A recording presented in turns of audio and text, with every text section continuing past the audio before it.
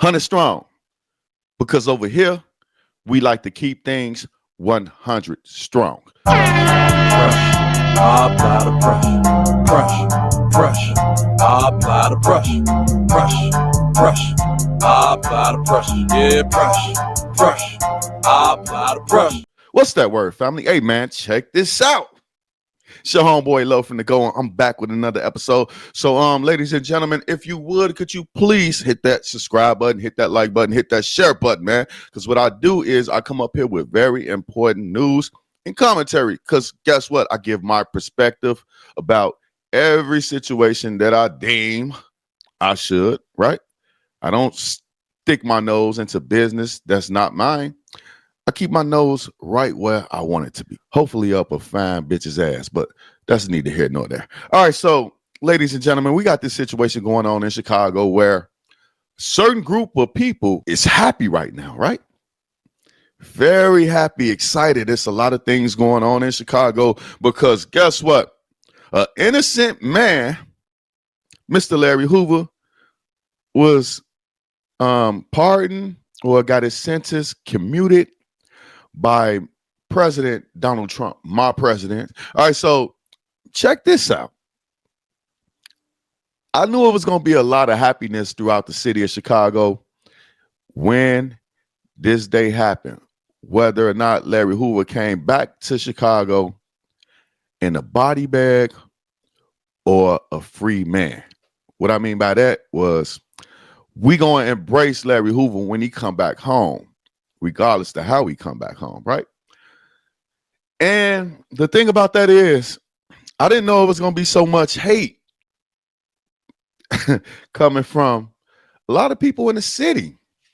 You know, Larry Hoover is one of the most respected men in Chicago. He's not like all the other leaders, some which have snitching allegations, some which have drug allegations, and some that have homosexual allegations, man. He's not like all of these leaders. The only other person in Chicago that has as much honor as Larry Hoover is King David. You know, let's just keep it real. That's the only person in Chicago that has as much honor as Mr. Hoover, and that's Mr. Barksdale. Rest in peace. But now, man, the internet, they say the internet don't sleep. And guess what they doing now? They came out with this document, an alleged document from a newspaper from back in the day, back in 1968 or whatever, from when Larry Hoover was shot. And now, according to this document, Mr. Hoover snitched on the people who shot him.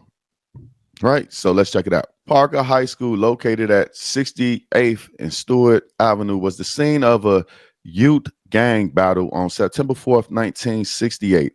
A leader of the Supreme Gangsters, 18-year-old Larry Hoover of Green Street, informed police that he was standing in the school hall just outside of the principal's office when two members of the East Side Disciples appeared.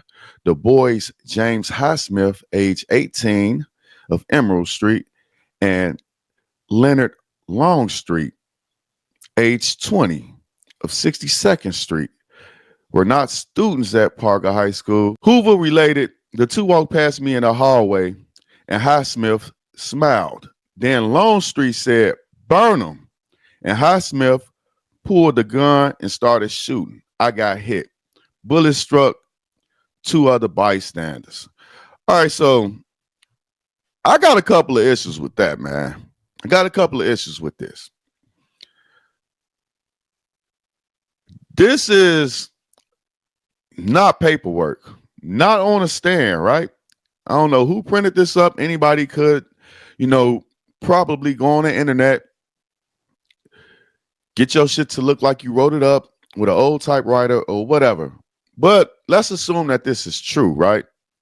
Let's assume that this paper is true. Hoover made a statement. All right. Hoover made a statement and got these two guys locked up, right?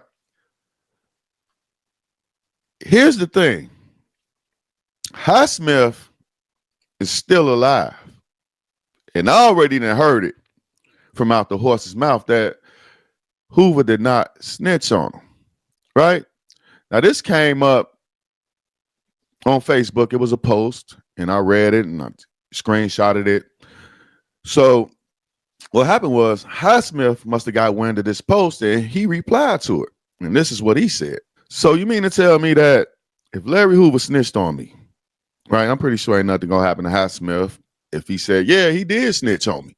That's being truthful. Because let's go back to that. I think I'm Big Meech, and I think I'm Larry Hoover. Big Meech was accused of snitching, right? But the person that said Big Meech snitched on him actually said Big Meech snitched on me.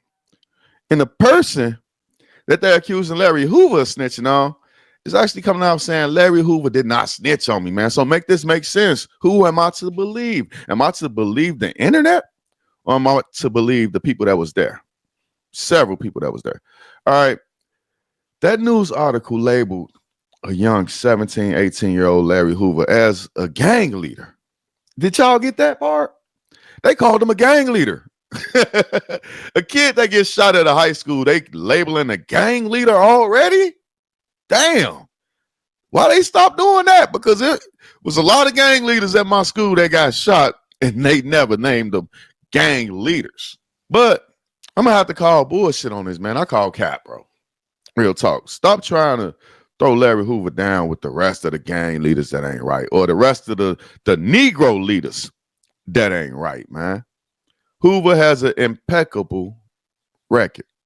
We're going to keep it that way. All you haters that's out here in Chicago screaming and hollering, fuck Trump and let Jeff Ford go now, y'all got to do the work like the people, the organizers, because Growth and Development was an organization that were organized. That's what y'all got to do. Period, point blank. Evidently, y'all don't care about y'all leaders as much as Growth and Development members care about Larry Hoover. Stop with all the bullshit. Let his family enjoy the moment. Everything else is irrelevant. You know what I'm saying? And you can only do this type of shit in Chicago. I doubt if Tukey Williams would have got out, the Bloods would have been all on the internet. Fuck Tukey. You know what I'm saying? Like, let's just keep shit 100. Mr. Hoover is not a snitch. Highsmith said it. I don't need to believe the article. The nigga that you allegedly snitched on said, no, he didn't snitch on me. We don't know what scenario happened. You know what I'm saying? We don't. Somebody else could have said something. So let's just nip this in the bud right now. This man is honorable. This man deserves to come home. This is not a laughing matter. Everybody want to band together now because Mr. Hoover is coming back to Illinois. He's able to speak with his family. He's able to kiss his grandkids, kiss his wife again. You know, that's real life. You wouldn't want to be in that situation. So stop it. Stop it. Stop it. Stop it. Now I'll be back later with more commentary, news. Peace. I apply the pressure.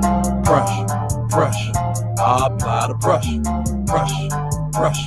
I apply the pressure. Yeah, pressure. I apply the pressure.